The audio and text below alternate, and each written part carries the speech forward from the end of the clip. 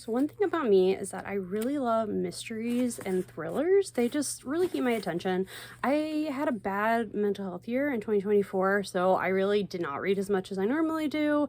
And I feel like I kept getting in like reading slumps and DNFing books. And I mean, that's really fine. Like I was definitely living with the whole DNF if it's not working for you thing. But also I found like when I did want to read, I had a hard time really focusing on things unless they were mysteries. And it's 2025 now. I'm still kind of working my way back into reading as much. So these are still the ones that are kind of like capturing my attention and keeping me reading. And these are all from Book of the Month. If you don't know what that is, let me know. I can do more explaining what it's about, but I got these all from Book of the Month at different times. The most recent one is A Killing Cold by Kate Alice Marshall. This was for January, so you can get it like next month as like an add-on if you like. This is like the second book I think I've read from this author, and they've both been her adult books, and I really like them. This one is about a woman that doesn't really remember much of her past. She was like a foster child, and she doesn't really remember who her family was. And she's also like keeping secrets. And so she ends up getting engaged pretty quick to this guy that's from like a very prominent, wealthy family. And he invites her over the holidays to like their lodge, and they all get their own like cabins. And it seems great. But then, you know, of course it's winter and snow, and they get stuck there, and secrets start coming out. Animosity starts coming out. She starts remembering things from her past, and you start seeing like what's connected. And it's definitely a question of like who she can trust. Like, can she even trust her fiance? Can she trust anybody else in the family? So it's definitely a good book. I thought it was really interesting. I ended up giving 4 stars. I actually gave all of these 4 stars, so just in case if I forget to mention that again. This is back from 2023. And this is Dark Corners by Megan Goldin. I don't know why it took me so long to read, because this is technically a sequel to The Night Swim, which I really loved. If you're gonna read them, I'd read them in order just so there's no like spoilers when you read this one, but there are 2 separate mysteries, so you can read them as separate books if you want.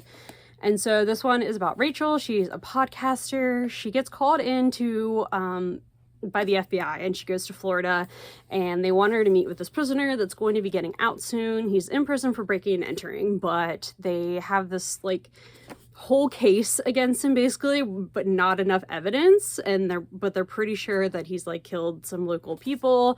And yeah, so they're really nervous about him getting out and possibly continuing this and them not catching him. And they know because they have a video of him meeting with like this online influencer, and he secretly like lets this girl know that he wants to meet Rachel. This girl goes missing, and so they're like, okay, well, the only connection we now have is that she was supposed to get in touch with Rachel. So they bring Rachel in. They don't really tell her everything right away. She meets with the prisoner, like doesn't really get enough information to go on. And then the guy that wanted her to come is worried that like, you know, the prisoner's going to get out and target her. So he wants her to go home and just forget about it. But yeah, that's not going to happen. Rachel is going to keep working. And so she does. She tries to kind of go undercover with other influencers and try to figure out what happened to this girl that went missing. Is the prisoner involved? If he's involved, he obviously has a partner on the outside. Like, what's going to happen when he gets out in a couple of days? Will Megan be in danger? So yeah, this is really, really good. I think I gave The Night Swim 5 stars, and I gave this one 4 stars, but honestly, like, I really love both of them, so I highly recommend. And then this one came out, I don't know, it was like fall 2024, so it's fairly recent too. This is the last one at the wedding. This author wrote Hidden Pictures, which I really loved. So if you've read that, I recommend this one. If you have not read Hidden Pictures, I don't know, maybe read this one first and then that one, because I feel like I liked Hidden Pictures a bit more, but I still really enjoyed this. So this is about a guy named Frank.